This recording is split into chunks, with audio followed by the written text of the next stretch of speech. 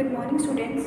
पिछली वीडियो में हमने इस चैप्टर के कीवर्ड्स देखे थे, प्रमुख शब्द, तो वो हमारे कंप्लीट हो गए थे। आज हम बात करेंगे इस चैप्टर की जो भी अभ्यास है, एक्सरसाइज है, उसमें जो भी क्वेश्चंस हैं कोशिश करेंगे कि सॉल्व करने की कोशिश करें।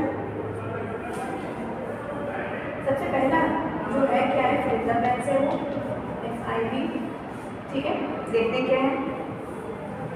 विद्युत चालन करने वाले अधिकांश द्रव डैश डैश हैं। विद्युत चालन करने के लिए ऐसे कौन से द्रव होते हैं जो इलेक्ट्रिसिटी बनाए या उत्पन्न करें? तो क्या हो जाएगा इसका आंसर? ए जो है अम्ल। अम्ल क्या होता है? एसिड। अम्ल क्षारक। क्षारक क्या होते हैं? एसिड बेसिस जो होते हैं, अम्ल क्षारकों। और क्या हो जाएगा? लवण, ठीक है। ये हो जाएगा पहला आंसर इसका। दूसरा क्वेश्चन देखते हैं क्या है। किसी विलयन से विद्युत धारा प्रवाहित होने पर डैश प्रभाव उत्पन्न होता है। विलयन मतलब क्या हो गया? जो भी द्रव हमने इस्तेमाल किया था तो उसमें क्या होता था, किसी भी चीज़, किसी भी द्रव के माध्यम से जब कोई भी कौन सा प्रभाव होता है? रासायनिक प्रभाव। उसमें बबल्स हमने एक्सपेरिमेंट पढ़ा था, तो उसमें कौन सा प्रभाव उत्पन्न होता है? रासायनिक, केमिकल इफेक्ट, रासायनिक प्रभाव उत्पन्न होता है, ठीक। हो सकता है चैप्टर में कुछ ऐसे पॉइंट्स छूट गए हों, तो वैसे तो सारा कुछ कवर हो गया है, लेकिन आप लोग खुद से टेक्स्ट बुक से पढ़ के डेफिनेशंस के जो भी पॉइंट्स हैं इंपॉर्टेंट, उसकी परिभाषाएं आप लोगों को खुद लिखनी है, ठीक है। फिर क्या है, कॉपर सल्फेट जो भी सॉल्यूशन था, जो विलयन था, उस कॉपर सल्फेट सॉल्यूशन जो भी था, उससे जो कॉपर निकलता था मेटल की प्लेट से, वो द्रव में जो निकलता, मतलब जो रिलीज होता था, वो कहाँ जाकर बैटरी के किस टर्मिनल पर जुड़ता था? इसमें आंसर क्या हो जाएगा? ऋण वाले से जुड़ता था ना, ब्रैकेट में क्या कर लोगे? माइनस, और टर्मिनल तो लिखा ही हुआ है। उसके बाद विद्युत धारा द्वारा किसी पदार्थ पर वांछित धातु की परत निक्षेपित करने की प्रक्रिया को क्या कहा जाता है? जब हम एक धातु की परत किसी दूसरे धातु पर चढ़ाते थे, किसके द्वारा? विद्युत धारा के द्वारा। तो ये कैसी प्रक्रिया हो जाएगी? सर क्या नाम था? विद्युत लेपन। इंग्लिश में क्या हो जाता है? इलेक्ट्रोप्लेटिंग। विद्युत लेपन कहा जाता है, ठीक है। उसके बाद देखते हैं, अब एक क्वेश्चन है। जब किसी संपरीक्षित्र के स्वतंत्र सिरों को किसी विलयन में डुबोते हैं तो चुंबकीय सुई विक्षेपित होती है। इसका कारण लिखना है। ऐसा क्यों होता है? हमने बहुत पहले ये पढ़ा था कि विद्युत धारा के कितने प्रभाव होते हैं? दो। कौन कौन से? एक तो होता है तापीय प्रभाव, दूसरा क्या होता है? चुंबकीय प्रभाव। ये हमें पता है कि किसी भी परिपथ में या फिर किसी भी तार में, वायर में अगर विद्युत धारा प्रवाह हो रही है तो वो किसकी तरह व्यवहार करेगा? एक चुंबक की तरह। और जो चुंबकीय सुई होती है, चुंबकीय सुई जो विक्षेपित होती है, आगे पीछे होती है, वो कब होगा? जब कोई ना कोई चुंबक जैसा चीज़ या चुंबक उसके आसपास होगी, ठीक है।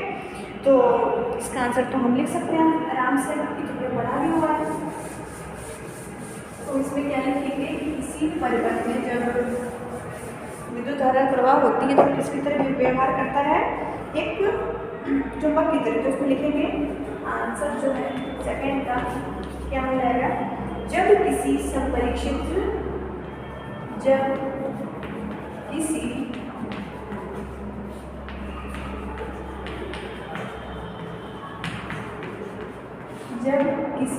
संपरीक्षित्र के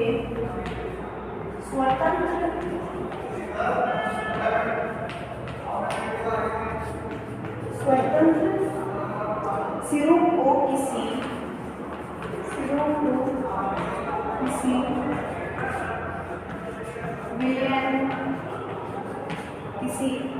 विलयन में डुबोते हैं,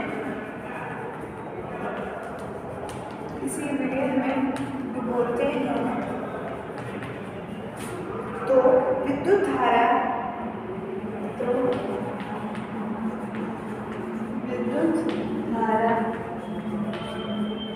कैसा प्रभाव उत्पन्न करेगी? चुंबकीय प्रभाव, मैग्नेटिक इफेक्ट, चुंबकीय प्रभाव उत्पन्न करती है।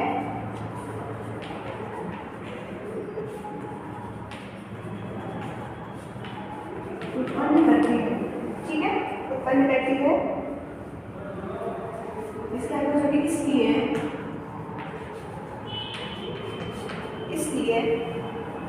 चुंबकीय सुई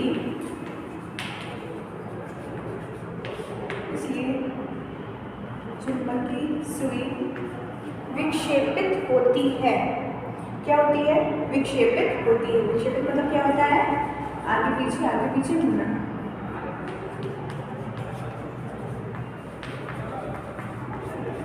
विक्षेपित होती है।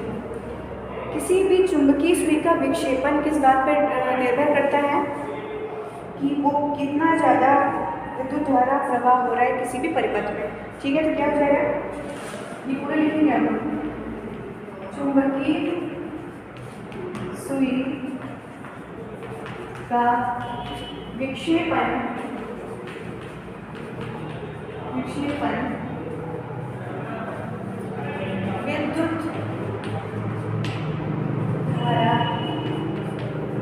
विद्युत धारा पर निर्भर करता है।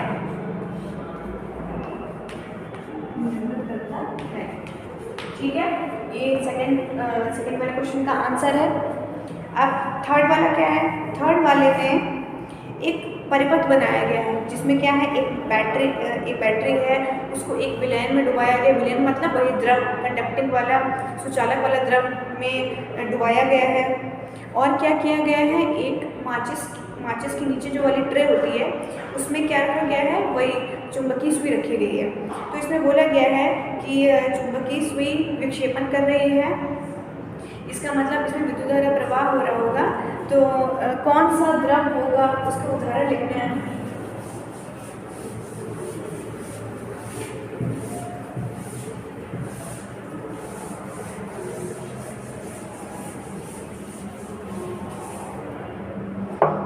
तो इसके पहला क्या हो जाएगा? जैसे हम देखें आंसर नंबर 3, इसका जो सर्किट है कैसा है, जो ये यहाँ पे अंदर क्या रखा है, कंपास रखा है मटेरियल, उसको एक बैटरी से जोड़ दिया गया। और क्या किया गया है, उसको किसी भी सोल्यूशन में डिप करा दिया गया। हमें इस द्रव का नाम लिखना है। तो इसका पहले एग्जाम्पल क्या हो जाएगा,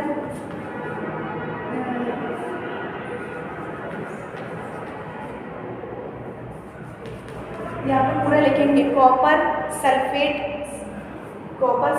सॉल्यूशन, ये पूरा लिखेंगे आप, ठीक है। उसके बाद क्या लिखेंगे, दूसरा नींबू का रस, तीसरा क्या हो जाएगा, नल का पानी। ठीक है, नल का पानी वैसे अशुद्ध होता है, तो ये भी कैसे व्यवहार करेगा, एक अशुद्धि की तरह बिहेव करेगा। तो क्या हो सकता है, इसमें विद्युत धारा प्रवाह हो जाएगी। ठीक, उसके बाद जो दूसरा क्वेश्चन है, ये भी कुछ परिपथ पे ही डिपेंड करेगा, सर्किट पे। आंसर 4, इसमें क्या है, एक परिपथ बनाया गया है जिसमें कि बैटरी है, बैटरी को बल्ब से जोड़ा गया है और उनके दोनों जो स्वतंत्र सिरे हैं उनको एक विलयन में क्या किया गया है, डुबाया गया है। देखते हैं, और इसमें बोला गया है कि ऐसे कौन से कारण हो सकते हैं जिसमें कि विद्युत धारा प्रवाह नहीं हो रही है और बल्ब नहीं जल रहा है। तो कौन से कारण हो सकते हैं। ठीक, तो सबसे पहला कारण हमको क्या लिखना है, पहला कारण हो जाएगा क्या, कि प्रयोग में लिया गया जो द्रव है वो सुचालक नहीं है। प्रयोग में लिया गया द्रव या विलयन सुचालक नहीं है। ये क्या हो गया, पहला कारण। इसके ऊपर हम ये लिखेंगे कि बल्ब के ना चलने के कारण हो सकते हैं डैश करके पहला ये। और दूसरा क्या हो जाएगा कि बहुत दुर्बल विद्युत धारा के कारण ताप नहीं हो पा रहा है। किस में नहीं हो पा रहा है? बल्ब में, इसलिए वो तापीय प्रभाव नहीं दिखा पा रहा है, तो बल्ब नहीं जल रहा है। तो क्या हो जाएगा? बहुत दुर्बल, दुर्बल मतलब क्या होता है? बहुत ही कम, मिनिमम, बहुत ही दुर्बल विद्युत धारा होने पर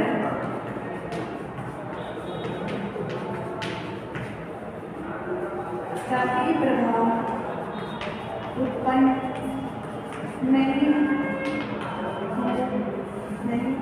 हो पा रहा है। ठीक है, ये इसके दो कारण हो गए। इसके आगे का जो भी टॉपिक होगा, जो भी क्वेश्चन होंगे, वो हम नेक्स्ट वीडियो में कवर करेंगे।